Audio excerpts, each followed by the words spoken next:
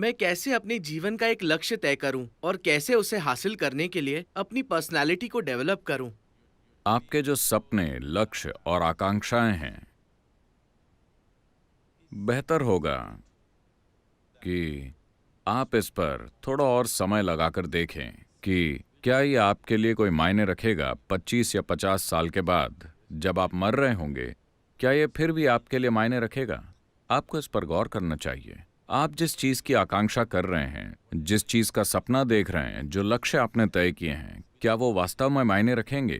क्योंकि इनमें से ज्यादातर लक्ष्य फंदे हैं। वो फंदे हैं, आप उसमें अंदर जाते हैं और फंस जाते हैं, आप वापस नहीं मुड़ सकते। मैं चाहता हूं कि आप इस पर गौर करें, क्योंकि यहां कई लोग आपसे बड़े हैं। उनसे पूछिए, 18 साल की उम्र में उन्होंने जो सपना देखा था, वो खुशकिस्मत हैं कि वो सच नहीं हुआ।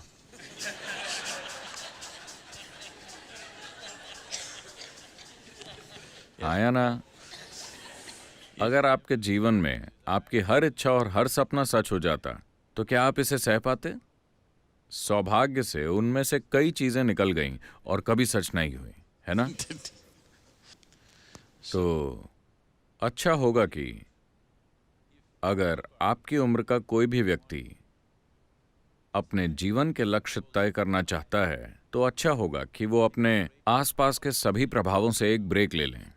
सामाजिक प्रभाव, परिवार के प्रभाव और दूसरे प्रभावों से अलग कहीं और चले जाएं। आश्रम इसीलिए। कहीं चले जाएं, ध्यान करें, खुद को स्पष्टता और आनंद के एक स्तर तक ले आएं। जब आप बहुत खुश और स्पष्ट हों, आपको तब फैसला करना चाहिए। जल्दबाजी में अपने लक्ष्य तय न करें। जल्दबाजी में तय किए गए लक्ष्य उस समय आपको बहुत महत्वपूर्ण लगेंगे। कल सुबह आपको पता नहीं कि आप उसके साथ क्यों उलझे हुए हैं। तो ये अच्छा होगा।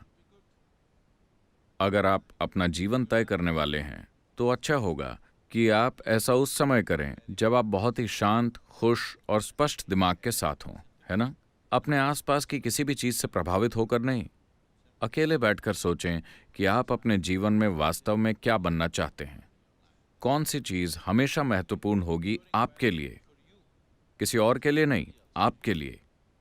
और आपको उसके लिए पर्सनैलिटी बनाने की जरूरत नहीं है। आप उस दिशा में मेहनत कीजिए, जरूरी पर्सनैलिटी अपने आप बन जाएगी। आपको पर्सनैलिटी का मतलब समझना चाहिए। पर्सनैलिटी शब्द परसोना से बना है। परसोना का अर्थ ग्रीक भाषा में, माफ कीजिए, लैटिन में होता है मुखौटा।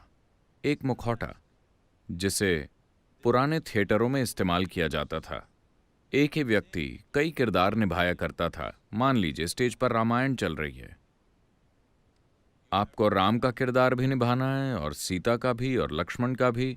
हर किरदार के लिए एक एक मुखौटा है। आप ये मुखौटा लगाकर राम की तरह बोलते हैं, उसे नीचे रखते हैं। ये मुखौटा लगाकर सीता की तरह बोलते हैं, उसे नीचे रखते हैं। ये वाला लगाकर हनुमान की तरह बोलते हैं और फिर नीचे रखते हैं। नाटक इसी तरह किए जाते थे।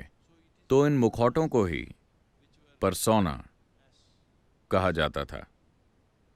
तो पर्सनैलिटी का मतलब है कि आपने एक मुखौटा लगाया और वो मुखौटा आपके चेहरे से चिपक गया। आप उसे निकाल नहीं पा रहे। इसका मतलब है कि आपकी एक पर्सनैलिटी है। पर्सनैलिटी ऐसी चीज है जिसे लोग डेवलप करने की कोशिश करते हैं, क्योंकि उन्हें अपने जीव का कोई एहसास नहीं होता। असली चीज के बजाय आप एक नकली चीज को मजबूत बनाने की कोशिश कर रहे हैं। अगर आप अपने जीव के साथ संपर्क में हैं, तो आपको पर्सनैलिटी क्यों चाहिए? इसकी कोई जरूरत नहीं है। आप अलग अलग जगहों पर अलग अलग पर्सनैलिटी रख सकते हैं। आप पहले से ऐसे हैं या एक ही पर्सनैलिटी के साथ अटक गए हैं? कुछ लोग अटक गए हैं। साधारण दिमाग के लोगों की सिर्फ एक पर्सनैलिटी होती है। दूसरे लोगों की जीवन के अलग अलग क्षेत्रों में अलग अलग पर्सनैलिटी होती है ना? अगर आपने मुझे 1999 से पहले देखा होता, यानी ध्यानलिंग की प्राण प्रतिष्ठा से पहले, तो मैं एक बिल्कुल अलग तरह का व्यक्ति था। ठीक है? इस हद तक कि मेरे बारे में हर चीज अलग थी। उससे पहले भी ऐसी चीजें हुई थीं जो मेरे काबू में नहीं थीं, मगर ये जानबूझकर किया गया था। उस समय मेरा दिमाग सिर्फ एक ही मकसद पर केंद्रित था। मैं एक तरीके से हुआ करता था। मुझे नहीं लगा था कि मैं उसके बाद जीवित रहूंगा, मगर किसी न किसी तरह चीजें होती गईं। फिर मैंने सोचा अब काम पूरा हो गया है, अब मैं अपनी पर्सनैलिटी को पूरी तरह बदल लेता हूं। उस मकसद के लिए मैंने एक खास तरह की पर्सनैलिटी अपना रखी थी, और अब जब वो पूरा हो चुका है मैंने सोचा कि उसे बदल लेते हैं। मैंने अपने करीबी लोगों से कहा मैं अपनी पर्सनैलिटी बदलने जा रहा हूं, हैरान मत होना, मैं अभी भी वही बंदा हूं। उन्होंने कहा कोई बात नहीं वगैरह वगैरह। मैंने कहा बस मेरे साथ बने रहना, क्योंकि मेरे बारे में हर चीज़ बदल जाएगी। जिस तरह मैं काम करता हूँ, बोलता हूँ, कपड़े पहनता हूँ, जिस तरह हर चीज़ करता हूँ वो बदल जाएगा। उन्होंने कहा कोई बात नहीं, हम आपको जानते हैं, आपसे प्यार करते हैं। मैंने कहा लेकिन मुझे कस के पकड़े रहना, क्योंकि जब चीज़ें बदलती हैं तो लोग अलग हो जाते हैं। बहुत से लोग अलग हो गए क्योंकि उन्हें विश्वास नहीं हो रहा था। जिस व्यक्ति को वो जानते थे वो कहाँ गया? वो व्यक्ति बस गायब हो गया। You know, ये एक नया व्यक्ति है। वो इस नए व्यक्ति के साथ पहचान नहीं जोड़ पा रहे थे। मैंने उन्हें बताकर खुद को बदला, इसके बावजूद वो अलग हो गए। कई सारे लोग जो मुझे बहुत प्रिय थे और मेरे बहुत करीब थे, वो छोड़कर चले गए क्योंकि मैं नाटकीय तरीके से बदल गया। और मैंने उन्हें बताया था कि मैं बदलने जा रहा हूं, क्योंकि काम का एक चरण पूरा हो चुका है। अब मेरी पर्सनैलिटी को बदलने का समय था। मैं जैसा दिखता हूं, जैसे कपड़े पहनता हूं, जैसे बोलता हूं, मैं जैसा हूं, मेरे बारे में हर चीज, यहां तक कि मैंने अपनी पसंद का खाना भी बदल दिया। मैंने अपनी पर्सनालिटी बदली तो मैंने सोचा कि अपना खाना भी बदल दूं। तो पर्सनालिटी ऐसी चीज है जिसे आपने अपनाया है, मगर उसे लेकर आप इतने बेखबर हो गए हैं कि आपको वो असली लगने लगी है।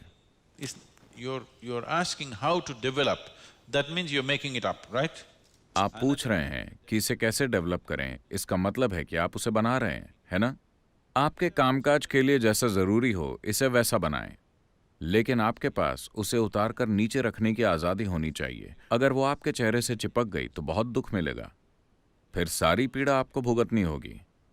आप किसी भी तरह की पर्सनालिटी अपना सकते हैं, मगर जब आप उसे हटाना चाहें तो आपको उसे हटाने में सक्षम होना चाहिए। एक संत हुआ करते थे,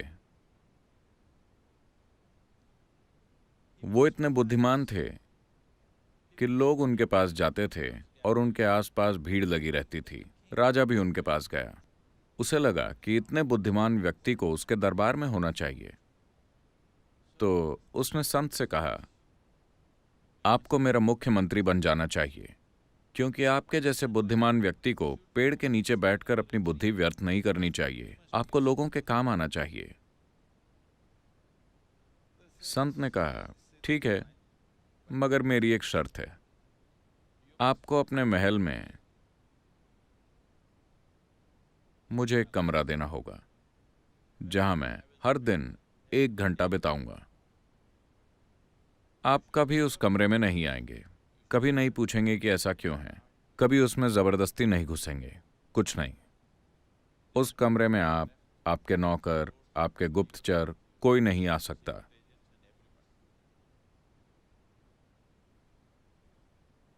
राजा बोला कोई दिक्कत नहीं है, मुझे क्या दिक्कत होगी, आपको एक कमरा चाहिए, मैं आपके कमरे में ताक झांक क्यों करूंगा, मुझे मंजूर है। फिर जब भी कोई अहम बैठक होने वाली होती, वो संत जो अब मंत्री बन गया था, वो राजमहल के हिसाब से वैसे कपड़े पहनता था, मगर वो अंदर जाकर 1 घंटे के लिए खुद को एक कमरे में बंद करता और फिर बाहर आता। कुछ महीने और साल बीत गए, मगर फिर राजा की जिज्ञासा, ये जिज्ञासा हमें मंगल तक ले जा चुकी है। वो जानना चाहता है कि आखिर वो आदमी अंदर क्या करता है। चारों ओर अफवाहें फैलने लगी, अरे वो कुछ करता है, उसने अंदर किसी को रखा हुआ है, हो सकता है कि वो दुश्मन का जासूस हो, वो अचानक यहां आ गया, वो वहां क्या करता है।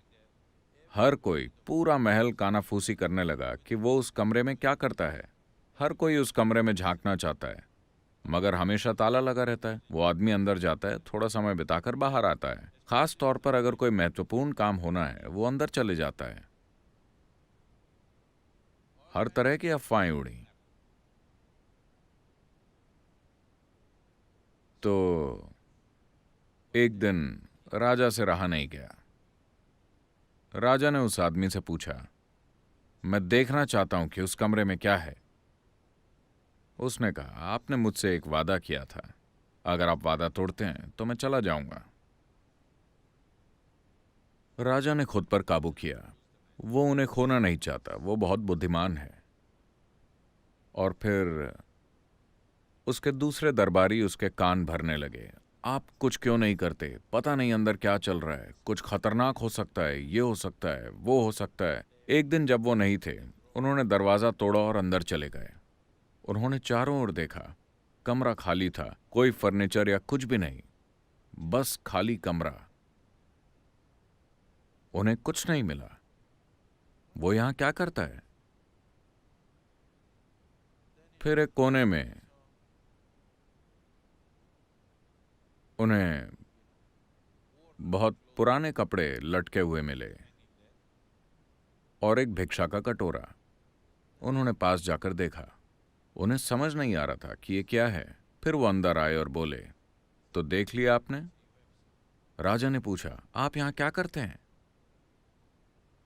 वो बोले, जब भी मुझे कोई अहम फैसला करना होता है, मैं यहां आता हूं, अपने पुराने कपड़े पहनता हूं और भिक्षा का कटोरा लेकर बैठता हूं, ताकि मैं साफ साफ मैं महल की सारी चीजों में फंसना नहीं चाहता। मैं अपनी समझ को खोना नहीं चाहता इन कपड़ों और इन गहनों और बाकी चीजों में। तो मैं यहां आता हूं, ये कपड़े पहनकर अपना कटोरा लेकर बैठता हूं, फैसला करता हूं और बाहर आता हूं। मगर आपने वादा तोड़ दिया है। और वो चले गए। So, this is what meditation is for you. Every ध्यान day. आपके लिए यही है। हर दिन जब आप बैठते हैं, आप खुद को निर्वस्त्र कर लें। आपको इसके लिए कुछ नहीं करना है। बस जब आप यहां बैठें, देखिए, कोई भी चीज जो बनाई गई होती है, उसे लगातार आपकी मदद की जरूरत होती है ना? मान लीजिए अगर आप एक झूठ बोलते हैं, उसे बनाए रखने के लिए लगातार आपकी मदद की जरूरत है ना? लेकिन अगर कोई चीज सच है, तो आप उसे भूल भी सकते हैं, फिर भी वो मौजूद रहेगी, है ना? आपको मेरी बात समझ आई? अगर कोई चीज सच है, अगर आप उसे भूल भी जाएं, वो फिर भी मौजूद रहेगी। लेकिन अगर वो एक झूठ है, आपको उसे बनाए रखना पड़ेगा। आपकी पर्सनैलिटी एक झूठ है। आपका जीव, आपका अस्तित्व ही सच है।